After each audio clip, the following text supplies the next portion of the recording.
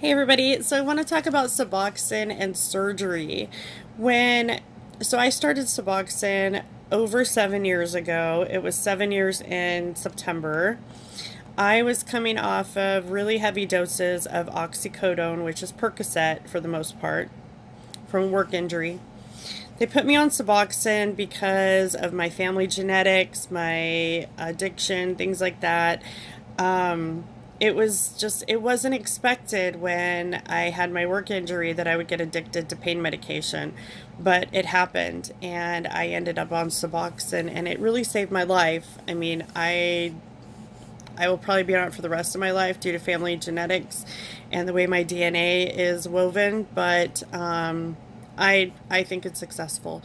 I did a full 1 year program of intensive outpatient therapy and all of that to kind of change my lifestyle and make sure that I was successful with it.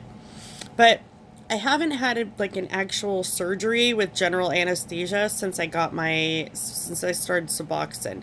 Now I was on Suboxone when I had my dental surgery, when I had full mouth extractions.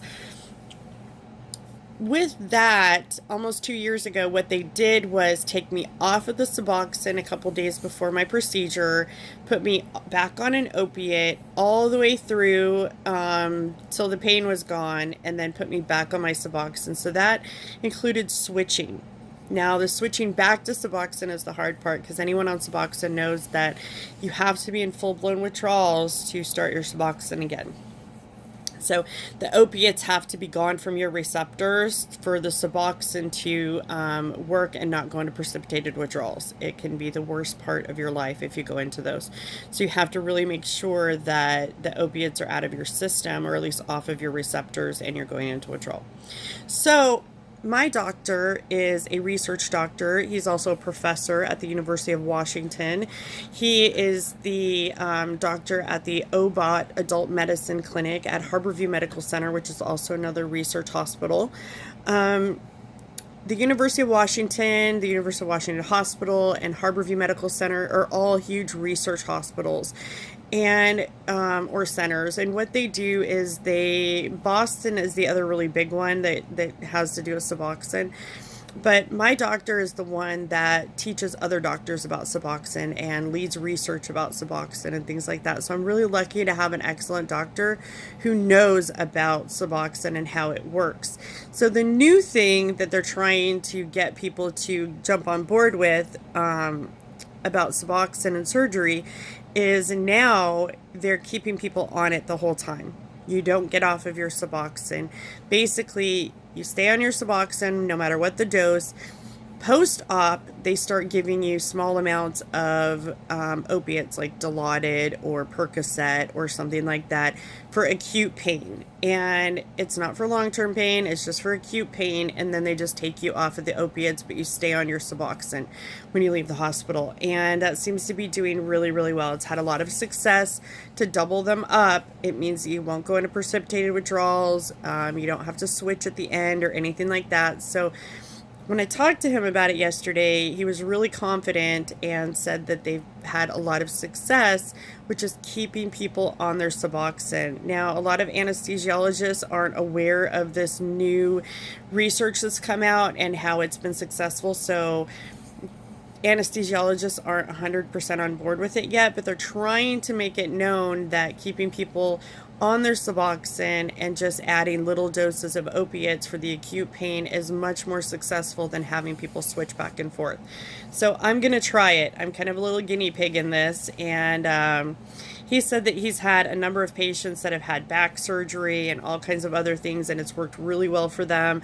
So I'm kind of excited to try it because you won't get high from any medication. It'll take care of the pain, but you'll still be on the Suboxone. I won't have to switch, and everything should be good. So I feel pretty confident that he's always known a lot and has given me a lot of information. So I feel good about his information. And he's a leading researcher with Suboxone. So it makes me happy to know that he's, at the forefront of this kind of information.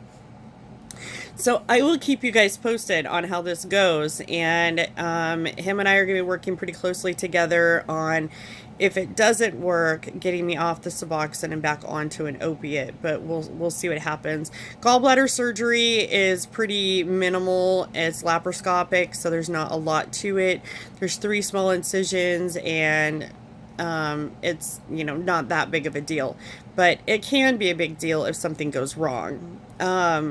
So the pain shouldn't be that bad. It should only last a couple days. My doctor gave me a prescription today for oxycodone to have on hand just in case. So I have that just in case it's, you know, things aren't working out, and I can get off the Suboxone and go straight to the opiates. So I'm comfortable with doing that. But I'll keep you guys posted on it and how it goes. But this is going to become the new norm in the medical field with Suboxone. They're working towards making this the new policy and making sure that people know that staying on your Suboxone is actually more successful to work with an opiate than to actually take you off of it. So, I don't know. Anyway, I hope this helps some of you guys if you're asking about Suboxone and surgery. I did fine with switching for opiates for my dental surgery, but normally my Suboxone takes care of any pain issues that I have. I have bursitis in my hips, so it will usually help me late at night when I have hip pain and stuff like that. It does work for me as a pain, you know, a painkiller, which is great. I don't usually take anything else, not even Tylenol or ibuprofen or anything. It usually does the trick. So we'll see what happens with an actual surgery. But I've been on many different doses. I started out 32 milligrams because I was a very intense user when it came to oxycodone.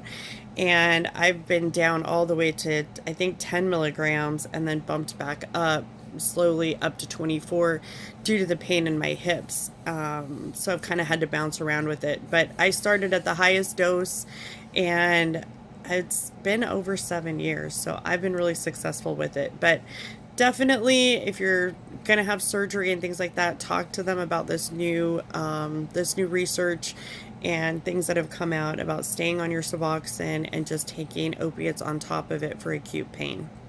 Anyway, I hope you guys have a good day, and I will see you guys in the next one. If you have any questions about Suboxone or, you know, things like that, or MAT, definitely leave it in the comments, and I will get back to you guys.